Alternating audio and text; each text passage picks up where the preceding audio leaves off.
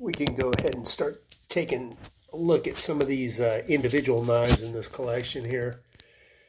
And I think I'm going to start with the Winchesters, because these are pretty much the highest quality knives in this roll here, in my opinion.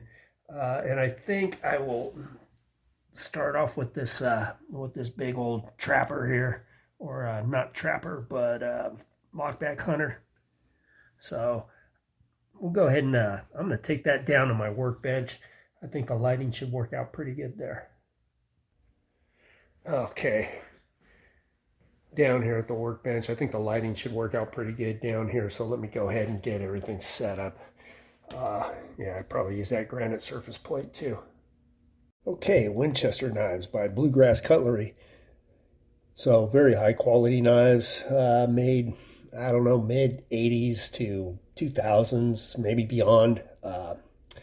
So this knife, we'll take a look at it. It's a 5 3/8 closed single blade lockback stag handle. Pretty nice stag on the back side there. We'll go ahead and open it up and take a look at it.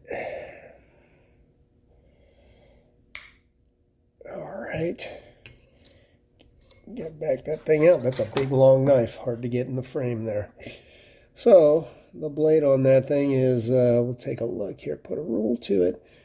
So about 5 3/8 closed, about 4 3/8 blade length, and overall approximately, I'm going to call that 9.5 inches. So reproductions of the Winchester knives that were made at the turn of the 20th century, or around the 1920s and the 1940s, I think. Bluegrass did a really good job on these. They were having them contract manufactured. This particular knife here, I think, was made by Utica. They were using Utica and Queen at the time. Are we getting that tank stamp on there? Yeah, we can see that tank stamp. Excuse the squeaky chair. So, yeah, that tank stamp looks pretty good. We'll go ahead and turn it around. And there's the pattern number and the year of manufacture. So,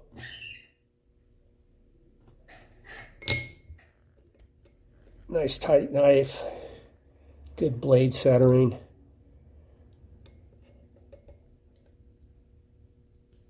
Good fit and finish all the way around. Yeah, that's kind of the quality that these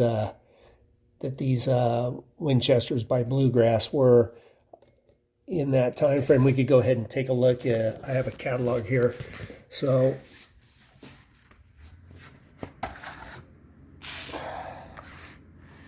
there's a knife right there. Go ahead and stick that right there next to it. So W15 1950, that was the pattern. And I have this price list right here, dealer price list from 1998. Pretty interesting story how I got a hold of that. Maybe we could go into that at some point. But yeah, it's right here. So W15 1950, 5 3/8, one blade lockback with stag handle. And that was, lost it for a second there. Go back to it. Okay, yeah. One blade lockback with stag handle. That's the suggested retail was $110.99, and the dealer price there for $66.60. So kind of an expensive knife even back in 1998. As far as retail, I think these things were selling for about $90 back then. You know, you could find them. It depended on where you were getting them. Not so much internet back then. It was all, yeah, ordered through catalogs, which I thought was kind of a little bit more fun than the catalog mail order. But yeah, anyways, there you have it. 1950 Winchester lockback.